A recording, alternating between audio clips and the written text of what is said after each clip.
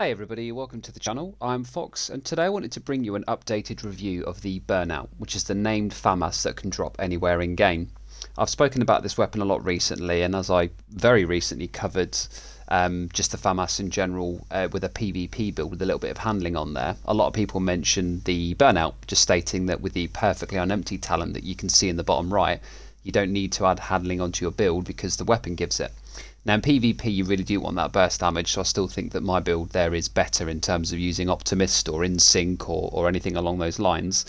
But in PvE the Burnout is actually one of the best, if not the best weapons that you can use for sustain and burst damage, so it actually kind of ticks both boxes. The FAMAS is one of the highest DPS weapons in the game anyway, you know, not factoring in exotics and so on, just at a base level. So its damage per second is very high, but that usually means that its sustained damage is very low. They're two sort of different types of damage. Sustained is where you can keep up a high damage number and high DPS over longer periods of time and over multiple reloads, and the FAMAS actually tops out the list there. You know, a great way to test this is just to use it with something like strikers on the missiles or the big cannon and in Iron Horse. It's an absolute monster of a weapon, and the 40% handling for emptying or reloading your mag once it's empty is insane. Don't forget that handling is a 1-for-1 ratio now with 4 specific weapon handling stats: swap speed, reload speed, stability and accuracy. And those are all areas that the FAMAS struggles with. Its reload speed is pretty average, it's about bang on average I'd say, but its stability and accuracy aren't amazing. And what this talent does is allow you to reload almost instantly. Your weapon turns into an absolute laser after that first reload, and then you can just keep reloading and keeping the buff active. So what I wanted to do was put it on my old Clutch Obliterate build. I know there are a lot of people out there that don't like Clutch, but I still think that the Burnout pairs best with it, or at least a high rate of fire does for PvE, just because Clutch gives us a ridiculous amount of armor regen, far more than even running a fully stacked Memento with a Bellstone in there or something. It's crazy armor regen, as the way that it works is that you gain 2.5% of your missing armor back on every crit. So you want to aim to get your build at 60%, the cap. You don't want to be any lower than that if you can avoid it. And then essentially you'll be healing up until that 20%, and once you get the kill you'll then be able to heal past that up to 100%, and that can last for anywhere from 4 to 10 seconds, that new bonus based on how many reds you have on your build. This is a 6 red build, so we're going to get 10 seconds of basically that armor regen, and that in conjunction with the ridiculous accuracy and stability that we're going to be gaining with the Burnout, and of course the very fast reload speed, as we're only going to heal when we shoot, just makes this weapon very powerful. So what I'll do in the usual format of my videos is go through the build first. It's a pretty straightforward build. I've kind of covered this build in the past anyway, so you can go to the description below if you want to use the timestamps. Yeah, I'll start with the build. I'll timestamp the stats page if you want to see the critical hit damage and all that stuff. I'll then quickly demonstrate how it works in the firing range. I'm going to show how the Burnout works and how Clutch works as well, and Obliterate, so we can have a look at the damage that you can get from this build, the healing capabilities, and of course just the effectiveness of the perfectly unempty talent. Once we've covered that in the firing range, I will then just load into a heroic mission or possibly some summit and show you some real world gameplay, unedited of course, so you can see exactly where the build shines. I will be using a shield just because I do think that shields are best in slot for a Clutch build, at least with this many reds anyway. We do want a little bit of survivability, to pair with Clutch so that we can heal whilst we don't take as much damage, and then that way we're just in a better position to breeze through missions. This is very much a speed running build. It is very effective at what it does, and I can't wait to show you how it all works. So yeah, don't forget to get into that description if you do want to skip to any part of the video. You will also of course find down there the link to my Twitch channel, and you will find the link to my Discord server as well. So if you want to get in that server, LFG on your specific platform, it's all set up to only show you your own platform. We get updates directly from Massive as well, so if you ever need to know maintenance times, patch notes, it just comes through straight away and you won't need to search for it yourself. So feel free to go down below and check all that out. So with all that out of the way, let's get started with the build. We are running Gunner for this particular build. Now there are a few passives that Gunner offers, so let me just quickly show you what they are now. It's always easy just to bring it up on screen. So Gunner is my favourite specialisation in the game for PvP and PvE. It has some fantastic passive bonuses that really benefit AR builds, high rate of fire builds, and just anything in that general sort of region. So starting from the top, we do gain an armor kit that gives us 30% bonus armor for 10 seconds, which is always nice for some extra survivability as we are on a 6 red build. One of my favourite perks is that every third reload is 50% faster. And I know I've said this before, but you don't need to empty your mag for this to proc. You could literally fire one bullet, reload, fire one bullet, reload, and then when you come into your next fight, this is a very good tip for PvP by the way, you then know that in that fight your next reload will be super fast. We gain 10% armor per kill, which is also very powerful. We can just keep topping our armor off on kill as well as before the kill with clutch, so that's a very nice pairing there. Foam grenades are always good regardless. We do have access to the Banshee Pulse and the mods that come with that, so if you're going to use the Jammer, the Banshee, just a standard Scanner Pulse, the two mods that you get with it do work with all of those. One of the more important features on this build is it is a 900 RPM weapon that we're going to be firing quite a fair few bullets with, is the supply line talent, which means that 10% of our total ammo count, our reserves that is, will come back to us every 60 seconds and our teammates will gain 5% of that as well. So you're just giving everybody some extra ammo, very nice for those longer mission runs, legendary runs, or of course in the dark zone as well. We gain the rate of fire increase, which is going to pair beautifully with the two talents that we're using, and that is Clutch and Obliterate. Both rely on you landing a lot of crits in quick succession and having that rate of fire increase along with a 60% crit chance and an already very high rate of fire weapon is fantastic. As this is a percentage stat, you just gain more benefit the higher rate of fire weapon, so this is a really nice little passive as well that once again offers plenty of synergy with the build.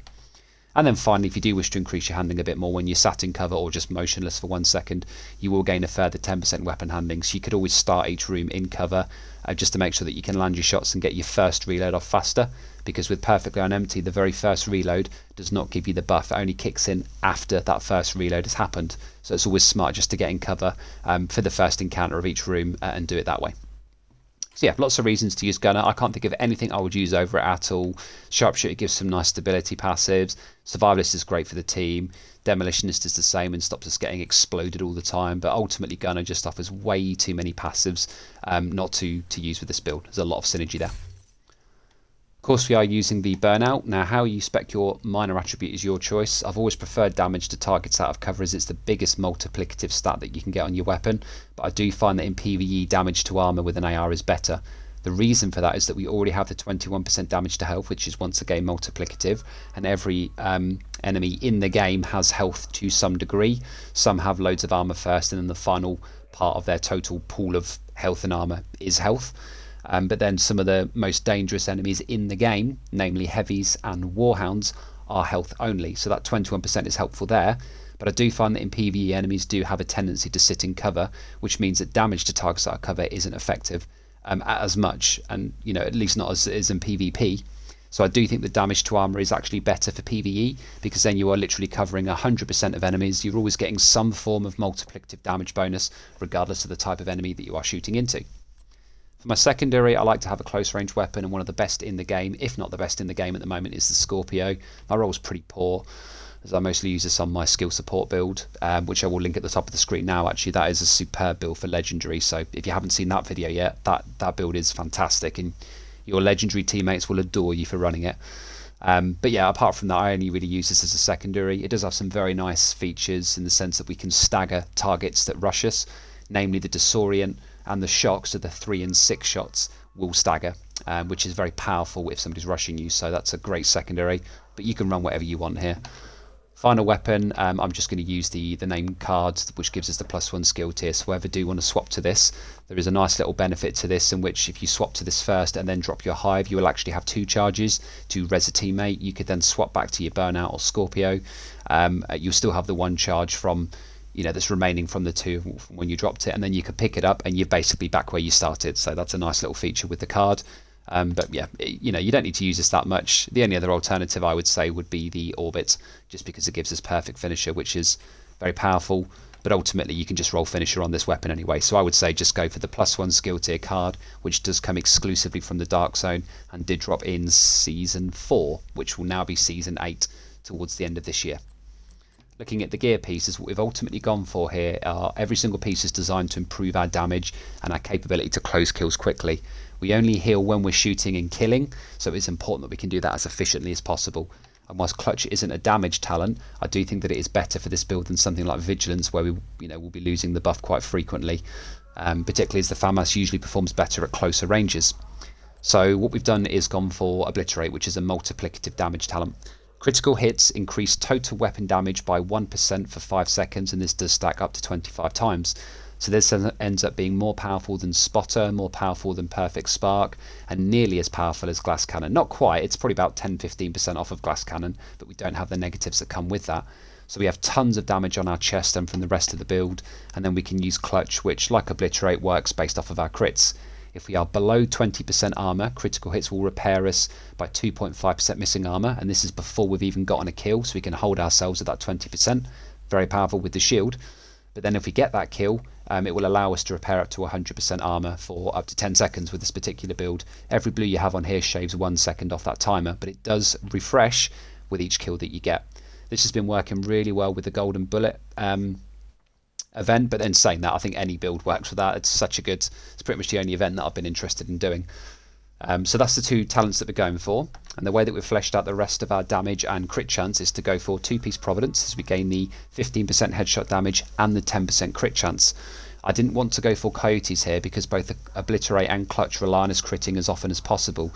That's going to give us all of our damage and all of our health, so being at 60% all of the time is extremely important with this build. And with Coyotes, for the most part, you'll spec at 50% so that you can gain the 10-10 bonus. If you end up just being stuck at that 50% because something has rushed you close range, then you're not going to be critting as often, your Clutch won't be as good, and neither will your Obliterate. I know it's only 10%, but trust me, it's really noticeable. If you have a raid team, because this build performs incredibly well in the raid, by the way, in both raids I might add.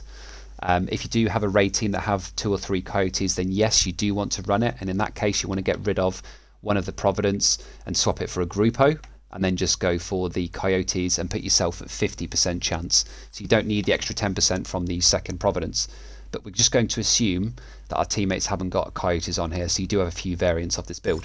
15% headshot damage is amazing. Whilst the FAMAS struggles to hit heads initially, with that 40% perfectly on empty buff, it will hit heads easily. It's a laser. So that headshot damage and the crit chance are very powerful, and like everything else on this build, we have specced, of course, into crit chance, crit damage and weapon damage. As is the case with pretty much any build in the game, you always need to be including the brand set that supports your particular weapon type, in this case Fenris for the assault rifle damage. This is again rolled in the same way. A bit of optimization is required, but we do of course have that very powerful multiplicative damage talent that was buffed in TU11. This is phenomenal with those high rate of fire weapons. The named Seska backpack that gives us perfect clutch is the Devil's Due, which is a Dark Zone exclusive, so you can get this from Season Pass caches, Conflict caches, DZ caches, and of course just a drop in the Dark Zone. Backpack Day is always a very busy day in the Dark Zone, as you can get a gift and a Devil's Due, and both are very good choices, so that's also a great way to get a hold of it if you want to. The only difference with Perfect Clutch is it goes to 20% instead of 15%. Not a necessity with this build. If you can't get this, you really don't need the 20%. It just means that before you get a kill, you'll only hold your health at 15% instead of 20%, which means if something hits you with a grenade, or if there's enough damage to go through 15%, then you're just going to die. We do run a res hive to counter that, as with any 6 red build, particularly one as mobile as this, there is always a pretty good chance that you're going to go down, and there's nothing wrong with that. I'm always on my knees in PvE for the most part. But yeah, the 20% is nice. So if you've got one of these, stick it on. And then, of course, as I'm sure you've all already figured out, Contractor's Gloves and Fox's Prayer, purely for the reasons that they give us 2 multiplicative damage bonuses, which drastically enhances our damage over any other combination. So these 2 are a necessity with this build. Damage to armor on the Contractors rolled to crit damage, and damage to targets out of cover with the Foxes also rolled to crit damage. The 2 skills that I'm using are the Res Hive for the reasons we just mentioned. If you look on the top right there, you'll see it says charges 2, and that's only because on the left side there you'll see my agent has his pistol in his hand, so that's what I was saying earlier. You can get your pistol out if somebody goes down, you'll get 2 charges, throw the hive at them, go straight back to your burnout. There'll still be 1 charge left over, and then you can just pick this up when you've cleared the room, and you'll still have that 1 charge for yourself. So it's just 1 free charge at the start to help you and your teammates out if needed. That won't work on yourself, however. If you self-res, regardless of your charges, it always just takes them all. And then finally, purely for the keeping Clutch alive as long as possible, and should I say for Clutch keeping us alive as long as possible, we are running the Crusader Ballistic Shield, which gives us not a huge amount of extra armor, but don't forget that the damage modifier is only in PvP. So if you're up against NPCs, then this actually lasts a surprising amount of time. And whilst Clutch won't heal our shield, what it will do is keep us alive long enough for Clutch to work its magic and ramp our health up from 0 to 100% in a very small amount of time indeed. I will demonstrate this in the firing range in just a second, so you can see just how powerful it is with Obliterate and with Burnout, of course. So that's the skills that I like to go for. Honestly, go for what you want, but I always feel that with any 6 red build, particularly if you're raiding, if you're not running a res hive, you're probably doing it wrong. Particularly if you've got a healer that can overcharge with their BTSU and get all of your charges back. So this would absolutely be my 2 recommendations. So that's the build just there. Because I was able to hit the crit chance cap using just weapon mods, I went for the crit chance on the base, crit chance on the muzzle, and then for my scope I actually go for the 20% optimal range, as the FAMAS is a little bit lacking in the range department, and when you get the 40% weapon handling, this thing can hit ridiculous ranges with ease. But of course, if you need the extra crit chance, the C79, whilst being a range scope, will give you the crit chance instead. It doesn't buff your range. Or if you don't like the scope, you can just go for the rugged mini reflex sight. These are all available from control points at level 3 or 4, just to clarify. Then that means that I could slap on the 12%, 11.1 and the 11.9 mod. They're all the crit damage mods on my 3 pieces. So that's the build just there. Let's have a quick look at the stats. So going down to our weapon damage, you can see we're at just over 106k without any of our multiplicative bonuses active. And we're at exactly 60% chance, which is perfect. As you remember I said before, you don't want to be any lower than this with an Obliterate and Clutch build, as both of those talents require you to be critting as frequently as humanly possible. So hitting that cap is super important.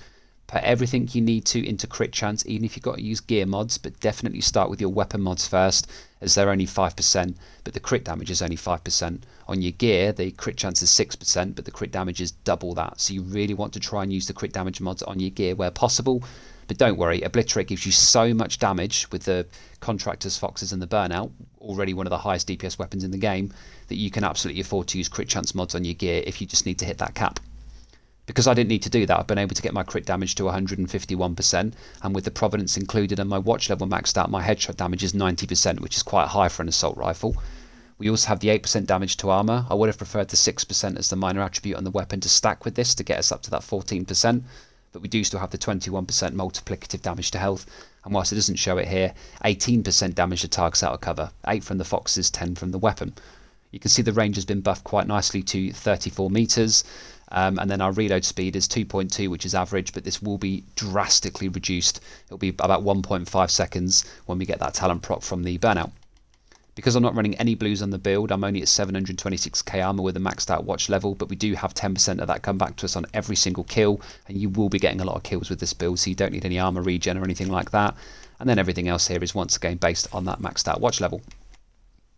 So that's the build. What we'll do now is dip into the firing range. I'm going to demonstrate how Clutch works at low health, the damage difference from low stacks to high stacks with Obliterate, and of course the handling buff on Burnout. So that will just take a few seconds, at which point we will then go straight into a heroic mission. Let's have a look. Okay, so let's have a quick look at how the perfectly on empty talent works first. So just remember, it's reloading from empty grants 40% weapon handling. What I'm going to do to demonstrate this is, as I do with a lot of my videos, I'm going to fire into the wall just to the right without controlling my right analog stick at all. I'm just going to let the natural recoil follow its natural path. We're then going to reload from empty, move along a bit, and see just how much more accurate it is. What you want to be paying attention to here is the gap between the bullets, which will indicate our accuracy, the recoil height and direction, which indicates the stability, and of course you want to be paying attention to that reload speed as well. Now I do have 10% handling from gunner here, but that's going to be available on both tests, so it shouldn't skew the figures too much. Let's get started with the base handling, but only 10%. So pretty standard stuff. This is how Massive balances the gun. It's a very powerful weapon, and to counter that they do make the handling stats of it very poor. You can see that that recoil pattern is incredibly high, and there's a lot of gap between these bullets. Now let's get that reload off. Watch that, just did, didn't I? Get the reload off. We'll go again. So that is, I would say, about half, if not less than half, the bullet spread. That's 51 bullets all in this tiny little slot here. So aiming your headshots even from range, and bear in mind I wasn't even controlling this, I was just letting it follow its natural path.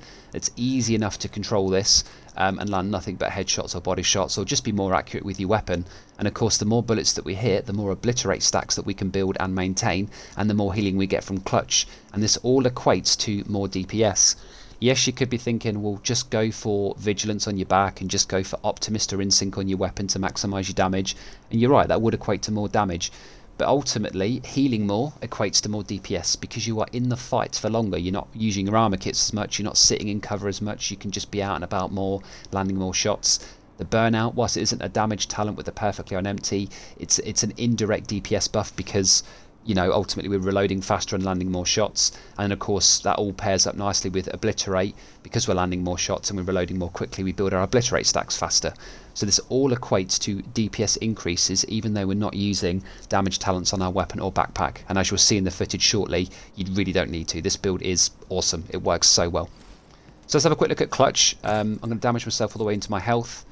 And what happens by default is when you shoot into a target, I'll get up to 20% and then I'll stop if you watch that. What it's now going to do is just hold there. But if we actually get a kill, now we go for Clutch. Watch the rest of my health now. You see that's still going, I'm still healing. It just keeps on going. So I've basically recuperated the majority of my health there, a good 70% of my health over just over one mag. And because we're going to be reloading much faster, it's really easy in the middle of a fight just to have your shield out and just to keep this going as long as possible whilst protecting yourself. So that's essentially how Clutch works there. And then just checking out the Obliterate stack. So at base level we're looking at about 379k. That's for the crit. Let's see what the crits go up to when we get those stacks fully ramped up. You see we've hit our max Obliterate stacks in a single mag. We're now at 474k on the body. 645. Now I know this is a health only target, which of course the FAMAS does more damage to being an AR, but I didn't want to go for an armor target where I'm constantly fluctuating between armor and health on this target, just because that will give us some weird numbers. But ultimately you can kill very, very quickly with this build, you know, to a heroic boss. You can see on the bottom of your screens there that I am on a heroic world, and even if I just go for body shots on a named boss, it really doesn't take long to kill these guys at all with this build. It's disgustingly powerful. So less than 2 mags worth there. I know that DPS shows quite low, but ultimately that's just because we had other targets up and so on. So yeah, it works really well. I'm really happy with how this build performs. What we're now going to do is load into a heroic mission and I'll show you some real live testing. Let's get started with that. So here we are at Lincoln Memorial. This is a nice easy mission to get through. Now I know I did state that I'm going to leave the video unedited, but I'm a little bit conscious of how long this video is going to take. I did spend a bit of time going through the build and then demonstrating the talents, so I'm just going to go to the boss sections of this mission, because we'll see a lot of ad clear. You know, there's 3 bosses at the end, one of which is a heavy. There's a heavy at the start. I can't think if there's a boss in between the two, but either way I'm just going to show you the full rooms, you know, with all the ads and the bosses only, as opposed to just all the bits in between, because there's only so much gameplay you can watch to get a feel for the build, and I feel that, yeah, just going up against those more difficult rooms would be a good demonstration of it. So yeah, what we'll do is we'll load it on heroic, obviously the build that you see before you of course, and see how we get on. Let's get started. So we are coming up to our first boss area here. We'll just clear the whole area first. This guy is a heavy True Sense boss, which is great because he's damage to health affected and damage to targets that are cover, and we have, you know, around about 20% on both. See Clutch and the armor on kill saved my life there. Lost my shield, I was about to die, but... And that's the thing with this build, it is a 6-red build, so, you know, it's definitely not as good at soloing content. What is that guy doing? We've got an ice skater in our midst. It's not as good at soloing as my backfire build. That is just disgustingly powerful in all content. But this is great for those range fights. So I think this is definitely a raid build. So I really should be paying attention here. I'm just running around like a madman whilst I'm giving you a live commentary. Yeah, so my solo backfire build is definitely better for solo content. Like missions like this, 100% you want to be trying that out. I'm really risky here by not using my shield, but I just want to try and demonstrate Clutch as best as I can. There we go, look at that. Nicely topped off without using an armor kit. Yes, I died, but that's what the kit's for. Yeah, but, you know, definitely in group content, in raid content, and if you do just prefer AR builds, this is one of the best that you can have. I've already popped his backpack, look at that. It's just ridiculous. Problem is, whoops, well, my problem is my accuracy, but the main problem with this is remembering not to reload all the time. It is, you know, very difficult. It is for me anyway. I'm a prolific reloader. That comes from my old Call of Duty days. Even if I'd fired 2 or 3 bullets out of my UMP45, I'll be reloading that bad boy straight back to full, because you never know. And we've all been in those fights in PvP and whatever game it might be where You just need that one extra bullet to get a kill. That is a really bad habit with this build. I'm at 28 bullets now, I'm just going to leave it there. We're at the last boss room, so we're going to have a bunch of ads and of course the 3 bosses. Oh, I'm getting melted. I found that the FAMAS feels a lot better on the newer generation of consoles as well, due to the 60 frames. I'm guessing you PC guys don't necessarily have that issue anyway, but for me, running from 30 to 60 frames made a huge difference.